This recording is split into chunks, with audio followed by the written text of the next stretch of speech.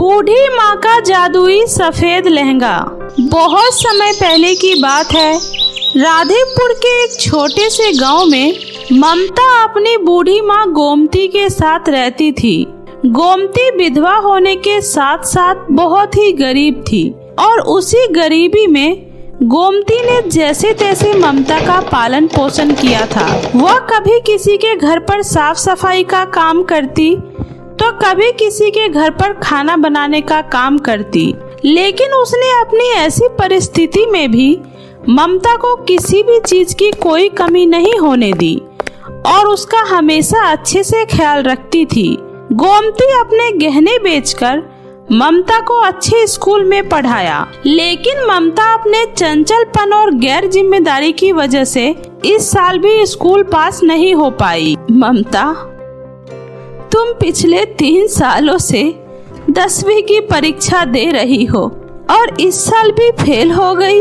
मैंने तो सोचा था कि तुम पढ़ लिख कर अपनी जिंदगी में कुछ बन जाओगी और अपने घर के हालात को भी ठीक कर दोगी, लेकिन सब कुछ ठीक करने की बजाय तुम तो घर की स्थिति और भी खराब कर रही हो। अरे माँ, मैंने आपसे एक बार कह दिया ना, मुझे पढ़ाई नहीं करनी, और अगर आप जबरदस्ती करोगी तो यही होगा ना। अच्छा तो ठीक है, अब इसका मेरे पास सिर्फ एक ही उपाय है, तुम्हारी जल्द से जल्द शादी करवा देना, क्योंकि तुम किसी काम की नहीं हो और ना ही जिंदगी में कुछ करना चाहती हो। गोमती अपनी बेटी ममता के लिए लड़का ढूंढना शुरू कर देती है और कुछ ही दिनों में वह ममता की शादी एक राघव नाम के लड़के से करवा देती है।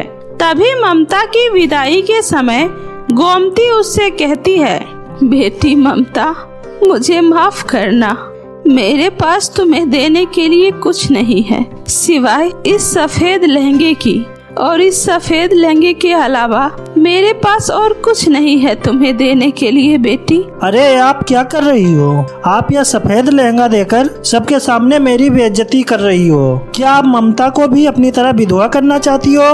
माँ, आपने मेरे लिए अभी तक जितना भी किया मेरे लिए वही बहुत है, और इस सफेद लहंगे को मैं आपका आशीर्वाद समझकर अपने पास संभाल कर रखूंगी, ठीक है। गोमती वह सफेद लहंगा ममता को देकर उसकी विदाई कर देती है। कुछ महीने बीत जाते हैं। राघव अपनी नाकामयाबी के पीछे ममता को ही दहेज के लिए ताने मारा करता था। अरे ये तुम्हारी माँ ने जो सफेद लहंगा दिया है, इससे मेरा घर नहीं चलने वाला। जाओ, जो आ गई हो खाली हाथ मुँह उठाकर। अरे आप खुद ही अपना काम सही से नहीं कर पा रहे हैं और इसके लिए आप मुझे ताने मार रहे हो, ये भला कैसी बात हुई? अरे तुमसे बहस करना ही बेकार है, अनपढ़ औरत कहीं की। चल हट यहाँ से। राघव की बात सुनकर ममता जोर जोर से रोने लगती है। तभी वह गुस्सा होकर अपनी माँ के घर चली जाती है और वह वहाँ जाकर अपनी माँ को सारी बात बताना चाहती थी, लेकिन जब वह वहाँ पहुँचती है तो उसे पता चलता है कि गोमती की तबीयत कई दिनों से बहुत ही खराब चल रही है। अरे माँ, आपकी तबीयत इतने दिनों से खराब है, लेकिन आपने मुझे एक बार भी नहीं बताया। अरे बेटी, अब तुम अपने ससुराल जा चुकी हो और अपनी गृहस्थी में खुश हो, तो मैं तुम्हें परेशान नहीं करना चाहती थी। माँ, आप ऐसा करिए, आप मेरे साथ मेरे घर चलिए, वहाँ मैं आपका अच्छे से इलाज करवाऊंगी। अरे बेटी, मेरा तुम्हारे संगियों तुम्हारे घर जाना अच्छा नहीं लगता और शायद राघव को भी यह पसंद नहीं आएगा। माँ, मैं कुछ नहीं जानती, आपको मेरे साथ चलना ही होगा। ममता अपनी माँ को जबरदस्ती अपने ससुराल ले आती है, लेकिन राघव यह सब देखकर बहुत गुस्सा हो जाता है और गुस्से में कहता है, अरे मैंने तो सोचा था अब तुम कभी नहीं आओगी, लेकिन अब आई भी हो तो अपनी माँ को भी अपने साथ ले आई। अरे आप हम लोगों से इतनी नफरत क्यों करने लगे हैं, और यह सब करने से क्या आपका काम अच्छे से चलने लगेगा? अच्छा, तो क्या तुम्हारी माँ ने जो सफेद लहंगा दहेज में दिया था उससे मेरा काम चलने लगेगा? इसी बात पर राघव और ममता की लड़ाई हो जाती है, जिसे देखकर गोमती बहुत परेशान हो जाती है। तभी रात में वो बिना कुछ खाए पिए उसके दरवाजे के पास चटाई बिछाकर सोने चली जाती है। लेकिन वह सो नहीं पाती। हे भगवान, मुझसे अपनी बेटी की ऐसी हालत देखी नहीं जा रही है, अब मुझे ही कुछ करना होगा। तभी अपनी बेटी के घर की परेशानी देखकर गोमती वहाँ पर बैठे बैठे एक चिट्ठी लिखती है और उसे उस सफेद लहंगे के ऊपर रखकर वहाँ से चुपचाप चली जाती है। तभी गोमती के जाने के बाद उस लहंगे में से एक तेज रोशनी निकलती है और वह रोशनी इतनी तेज होती है कि उससे उसका पूरा घर चमक उठता है और उस रोशनी को देखकर ममता और उसका पति चौंक जाता है। अरे, ये रोशनी उस लहंगे से आ रही है। तुमने ऐसा उसमें क्या रखा है? क्या? पर मैंने तो उस लहंगे को हाथ भी नहीं लगाया। रुको, मैं जाकर देखती हूँ। नहीं नहीं, रुको, मैं देखता हूँ। तभी राघव जैसे ही उस लहंगे के पास जाता है तो उसकी नजर उसके ऊपर रखी चिट्ठी पर जाती है। अरे, ये तो माँ की चिट्ठी है, क्योंकि ऐसी राइटिंग माँ की ही है। लाइए, दीजिए, देखूं जरा इसमें क्या लिखा है। उसके बाद ममता उस चिट्ठी को पढ़ने लगती है, जिसमें लिखा होता है, बेटी, मैंने अपनी जिंदगी में इस सफेद रंग की वजह से बहुत कुछ सहा है, लेकिन यह सफेद लहंगा तुम्हारे जीवन की सारी परेशानियों को दूर कर देगा। अगर तुम इस सफेद लहंगे पर लाल सिंदूर रखकर जो कुछ भी बोलोगी वह सब तुम्हें मिल जाएगा। और तुम मेरी चिंता मत करना, मैं कुछ समय बाद वापस आ जाऊंगी, लेकिन एक बात का ध्यान रखना, इस लहंगे पर रखा हुआ सिंदूर हटेगा नहीं और यह ऐसे ही पूरा लाल होता जाएगा और धीरे धीरे इस लहंगे की शक्तियाँ भी कम होती जाएगी। देख लिया ना, आज आपकी वजह से मेरी माँ मुझसे दूर चली गई है। मुझे माफ कर दो ममता, मुझसे बहुत बड़ी गलती हो गई।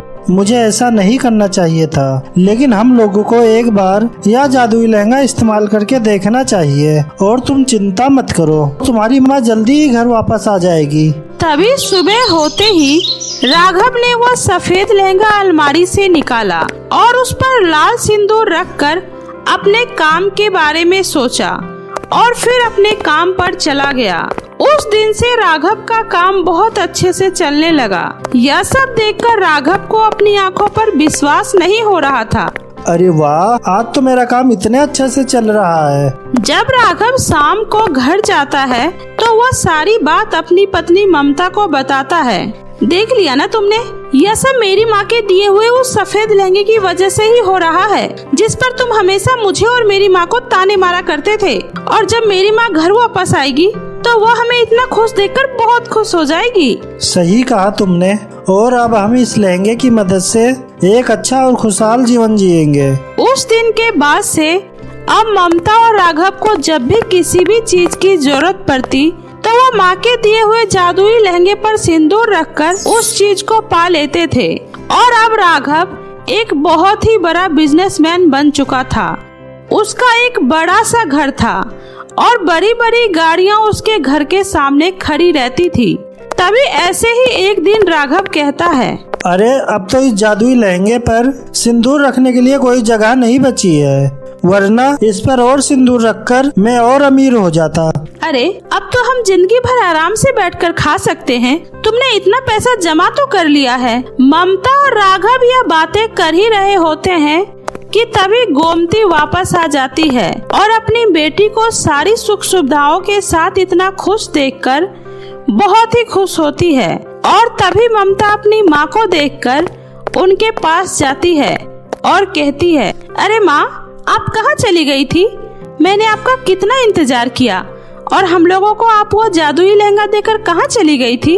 अरे माँ जी, मैं आपका किन शब्दों में धन्यवाद करूँ, मुझे तो समझ में नहीं आ रहा। आपने मेरे ऊपर बहुत बड़ा एहसान किया है। अरे बेटा, ऐसी कोई बात नहीं है और तुम दोनों को इतना खुश देखकर मुझे बहुत ही ज्यादा खुशी हो रही है। लेकिन तभी राघव के मन के लालच ने गोमती से एक बात पूछ ही ली। अरे माँ जी, क्या आप मुझे एक और सफेद लहंगा नहीं दे सकती? क्योंकि मेरी कुछ और मांगे हैं जो अभी अधूरी रह गई। मुझे पता था बेटा कि तुम यह बात जरूर कहोगे और वह सफेद लहंगा पूरा लाल हो चुका होगा। यह बात भी मुझे पता है। जैसे ही राघव और ममता ने यह बात सुनी, वे लोग हैरान हो जाते हैं और कहते हैं, अरे माँ, आपको ये बात कैसे पता कि वो लहंगा पूरा लाल हो चुका है? बेटी, क्योंकि जितनी बार तुम लोगों ने उस लहंगे पर सिंदूर रखा, उतनी बार मुझे दर्द का एहसास हुआ। आपको दर्द हुआ? मैं कुछ समझा नहीं। क्योंकि तुम जितनी बार उस लहंगे पर सिंदूर रखते थे, उतनी बार ही मुझे चोट लगती थी। उस वजह से मेरे पाँव में छाले भी पड़ गए थे और ऐसे ही मैंने बहुत कुछ सहा है। और मैं पिछले कुछ दिनों से मुझे कोई भी तकलीफ नहीं हुई, जिससे कि मैं समझ गई थी कि वह लहंगा अब पूरी तरह से लाल हो चुका है और अब तुम मुझसे कुछ भी नहीं मांग सकते हो। तभी गोमती की बातें सुनकर ममता और राघव की आंखों से आंसू झलकने लगते हैं और उन्हें अपने किए पर बहुत पछतावा होता है। माँ जी, हमें माफ कर दीजिए, हम लोगों ने आपके साथ बहुत बुरा किया। और माँ, अब से हम आपको कोई भी तकलीफ नहीं होने देंगे और आपका बहुत अच्छे से ख्याल रखेंगे।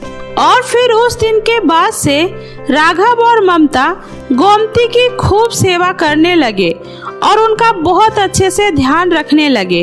अब गोमती भी उन लोगों के साथ खुशी खुशी रहने लग जाती है। जादुई सोने और चांदी के पर्स का जादू। सूरजपुर गांव में सोना और नगमा नाम की दो बहनें रहती थी। दोनों बहनों का आपस में बहुत ही ज्यादा प्यार था। सोना और नगमा का इस दुनिया में कोई नहीं था। एक बूढ़ी माँ थी, अब वो भी इस दुनिया में नहीं रही। दोनों बहनों के पास छोटे से घर के अलावा कुछ नहीं था। एक दिन की बात है, उनके घर पर सेठ आया और बोला, सुनो लड़की, तुम्हारी माँ ने मुझसे पैसे उधार लिए थे, वो तो बिना कर्ज चुकाए ऊपर चली गई। अब ये कर्ज तुम लोगों को चुकाना होगा, समझी? पर सेठ जी, हम कर्ज कहाँ से चुका पाएंगे? हमारे पास तो कोई काम भी नहीं है। काम नहीं है तो मैं क्या करूं? मैं कुछ नहीं जानता, मुझे मेरे पैसे चाहिए। मैं तुम दोनों को 1 महीने की मोहलत दे रहा हूँ। अगर तुमने ये पैसे नहीं चुकाए तो ये घर खाली कर देना। इतना बोलकर सेठ वहाँ से चला जाता है। दीदी, अब क्या होगा? अगर हमसे ये घर भी छीन गया, फिर हम कहाँ रहेंगे? बोलो ना दीदी, कहाँ जाएंगे? चिंता मत करो सोना, मैं हूँ ना, सब ठीक हो जाएगा। मैं जल्दी ही काम करके सेठ के सारे पैसे चुका दूंगी। पर दीदी, हम करेंगे क्या? हमें तो कोई काम करना ही नहीं आता है। अगर किसी ने हम पर तरस खाकर हमें काम दे भी दिया, तो भी हम सेठ के पैसे 1 महीने में नहीं चुका सकते। सोना, भगवान पर भरोसा रखो, अब वही हमें इस मुसीबत से निकाल सकते हैं। माँ हमेशा कहती थी, मुश्किल से घबराना नहीं चाहिए।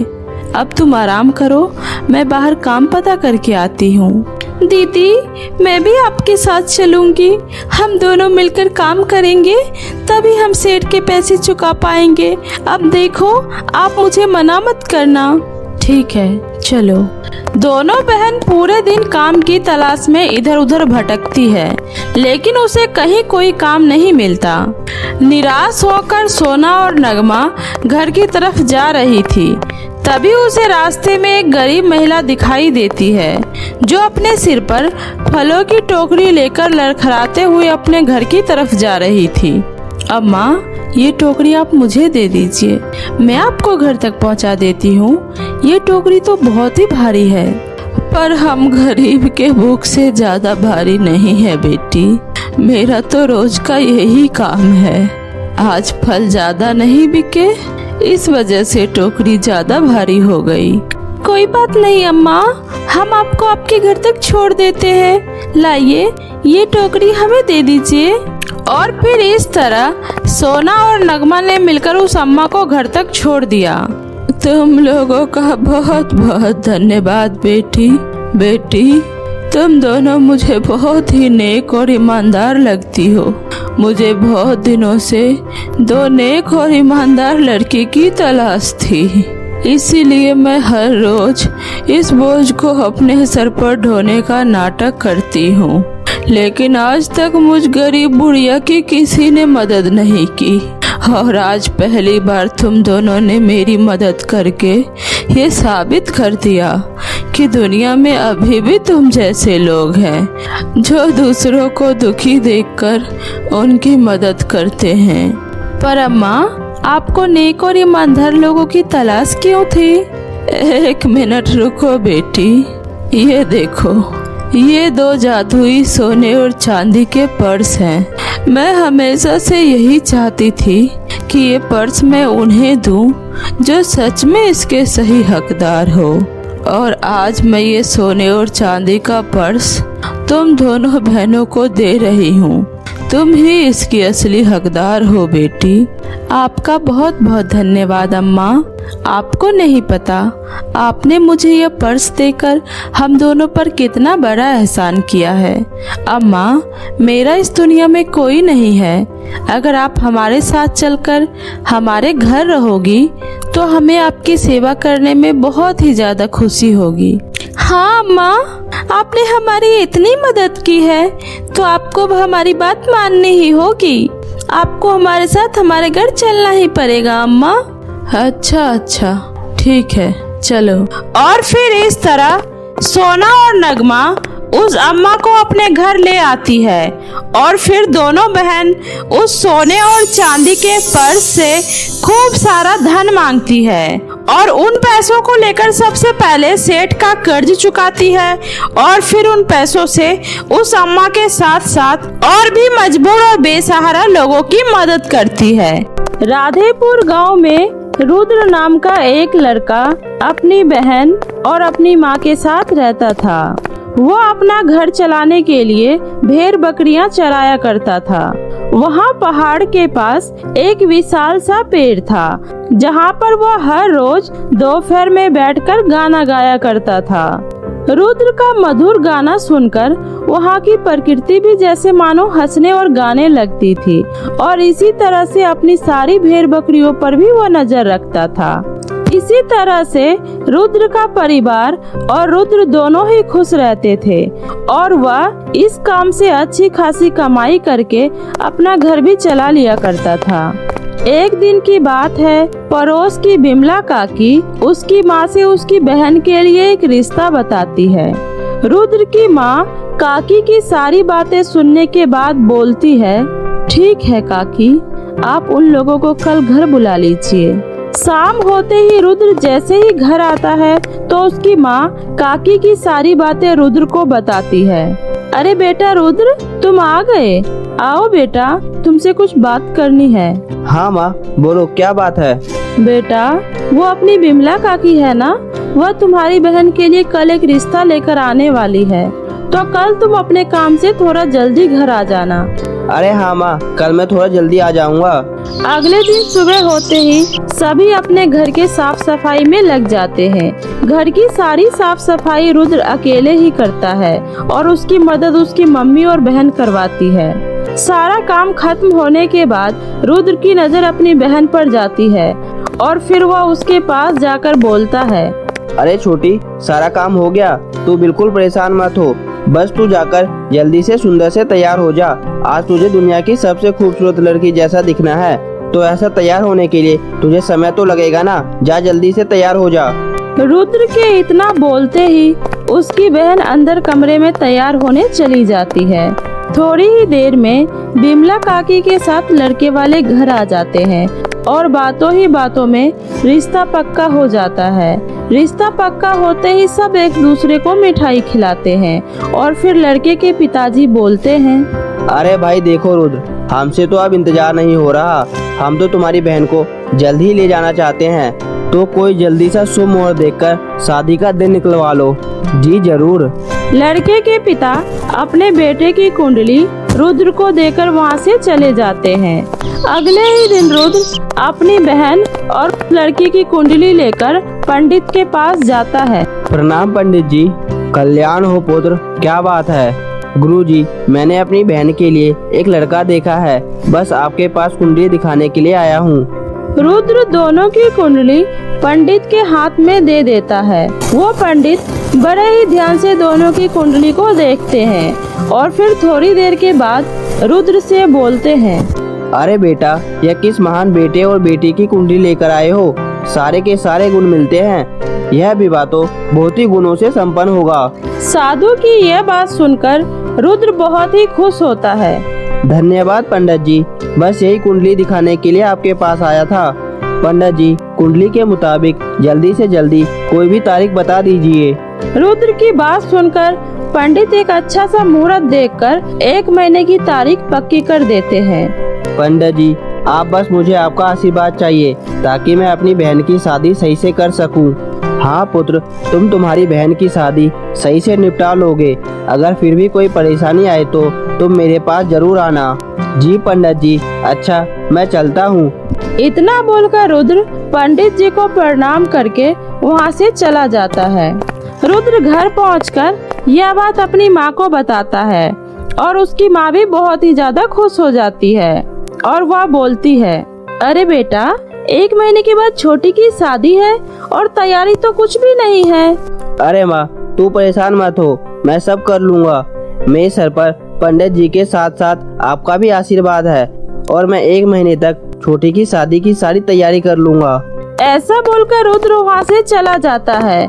कुछ ही दिनों में रुद्र घर के अंदर शादी का सारा सामान लेकर आ जाता है।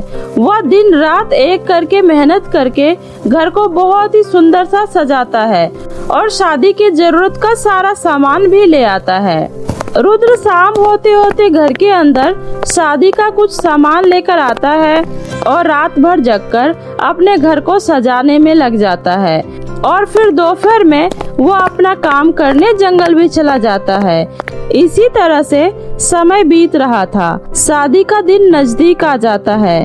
एक दिन रुद्र की माँ और उसकी बहन बैठकर शादी की कुछ बातें कर रहे थे। तभी रुद्र को यह याद आता है कि उसने शादी की सारी तैयारी तो कर ली, पर वो अपनी बहन के लिए गाउन तो लेकर ही नहीं आया।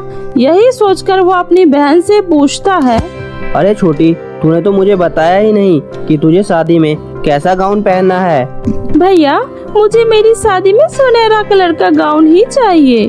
अच्छा ठीक है, मैं कल ही तेरे लिए गाउन लेकर आऊँगा। अगली सुबह ही रुद्र अपनी बहन के लिए गाउन लेने निकल जाता है।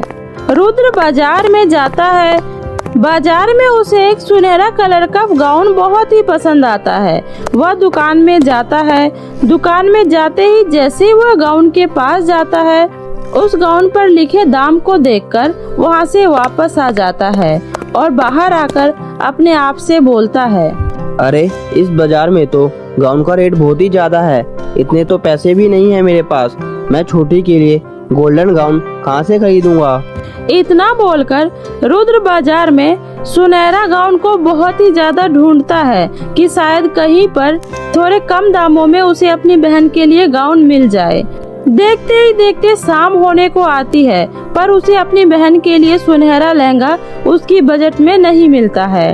अगर वह मिलता भी तो वो बहुत ही महंगा होता है, जिस वजह से वो खरीद नहीं पाता है।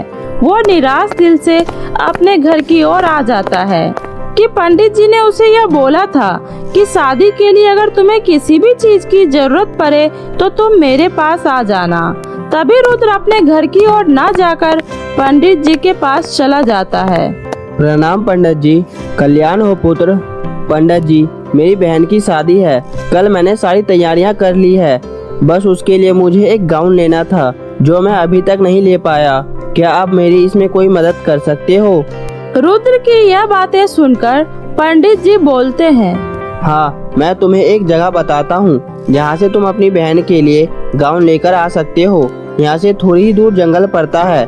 जंगल के सीधे सीधे जाकर वहाँ एक बड़ा विशाल पेड़ है जिस पर गाउन उगते हैं। उसमें से एक गाउन तुम अपनी बहन के लिए ले सकते हो, पर याद रहे वह पेड़ बहुत ही घमंडी है। वह जल्दी किसी को भी अपना गाउन नहीं लेने देता।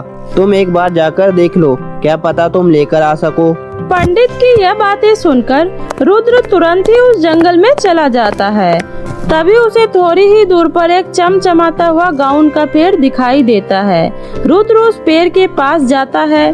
के पास जाकर वो बहुत ही ज्यादा खुश होता है क्योंकि उस पेड़ पर बहुत ही सुंदर सुंदर गाउन लगे हुए थे। उसी में से एक गाउन सुनहरे कलर का था, जो गाउन उसको चाहिए था। रुद्र उस पर नजर टिकाकर खड़ा हो जाता है। रुद्र को वहाँ देखकर वह पेड़ बोलता है, तुम कौन हो और मेरी जादू लहंगे के पास क्यों आए हो? रुद्र उस पेड़ को अपनी सारी बातें बताता है और उससे वह सुनहरा गाउन मांगने की दरख्वास्त करता है। रुद्र की बात सुनकर पेड़ जोर जोर से हंसने लगता है और बोलता है, मैं अपना यह गाउन किसी गरीब इंसान को नहीं दे सकता। मेरे यह गाउन सिर्फ रानी और राजकुमारियां ही ले सकती है या फिर कोई परी। इसके अलावा मैं किसी को भी अपना गाउन नहीं दे सकता। चलो अब भागो यहाँ से। यह सुनकर रुद्र बहुत ही ज्यादा निराश हो जाता है। वह उस पेड़ से एक बार और गुजारिश करता है पर वह पेड़ नहीं मानता। तभी वहाँ पर एक बहुत ही सुंदर परी उड़ती हुई आसमान से जमीन पर उतरती है। मैं परी लोक से आई हूँ। मैं परियों की रानी सुभद्रा परी हूँ। मुझे तुम्हारे इस गाउन में से एक गाउन अपनी बेटी के लिए चाहिए। परी की बात सुनकर वह पेड़ उसे बहुत ही ज्यादा सुंदर गाउन देता है, जिसे लेकर परी खुशी खुशी वहाँ से जाने लगती है। यह सब देखकर रुद्र सोचता है, क्यों ना मैं इस परी को अपनी सारी बातें बताऊं। शायद यह परी ही मेरी कोई मदद कर दे। यह सोचकर रुद्र उस परी के पास जाता है और उसे अपनी सारी बातें बताता है। रुद्र की सारी बात सुनने के बाद वह परी जोर जोर से हंसने लगती है और बोलती है, मैं कोई परी वरी नहीं हूँ, मैं तो काली चुड़ैल हूँ। इसीलिए तो मैं यहाँ रोज इस जादुई पेड़ के गाउन लेने आती हूँ। एक एक करके मैं इस पेड़ के सारे जादुई गाउन ले जाकर अपनी शक्तियों को बढ़ाती हूँ, क्योंकि इस पेड़ के सारे गाउन जादुई हैं। हा हा हा हा हा हा। उस चुड़ैल की यह बातें सुनकर रुद्र के तो होश ही उड़ जाते हैं और वह धीरे धीरे उस चुड़ैल से पीछे होने लगता है। तभी रुद्र के दिमाग में एक आइडिया आता है। वह सोचता है कि क्यों ना मैं इसको इसी की तरीके से चलाते चलाते किसी तरह उस जादुई पेड़ के पास ले चलूं, ताकि उस जादुई पेड़ को भी यह पता चल पाए कि यह कोई परी नहीं बल्कि एक खतरनाक चुड़ैल है और उस जादुई पेड़ के गाउन से वो अपनी शक्तियाँ बढ़ा रही है। इतना सोचकर रुद्र उस काली चुड़ैल को चलाते चलाते उस पेड़ के पास ले जाता है। पेड़ भी दूर से यह सब देख रहा था। वह यह सब देखकर बहुत ही ज्यादा गुस्सा हो जाता है। उस चुड़ैल पर आग के गोले बरसाने लगता है। तुम मुझे माफ कर दो, मैंने तुम्हारी मदद नहीं करी, फिर भी तुमने मेरी कितनी बड़ी मदद करी। अगर यह काली चुड़ैल मेरी सारी शक्तियाँ ले लेती तो मैं मर ही जाता, क्योंकि मेरे प्राण मेरे इस गांव में ही बसते हैं। तुम्हारा बहुत बहुत शुक्रिया और मैं तुमसे माफी भी मांगना चाहता हूँ। मैंने तुम्हारी मदद नहीं करी। कोई बात नहीं पेड़, पर क्या तुम मुझे अपना एक गोल्डन गाउन दे दोगे? मुझे गोल्डन गाउन की बहुत ही जरूरत है। रुद्र के इतना बोलते ही वह पे रुद्र को एक जादुई गोल्डन गाउन देता है।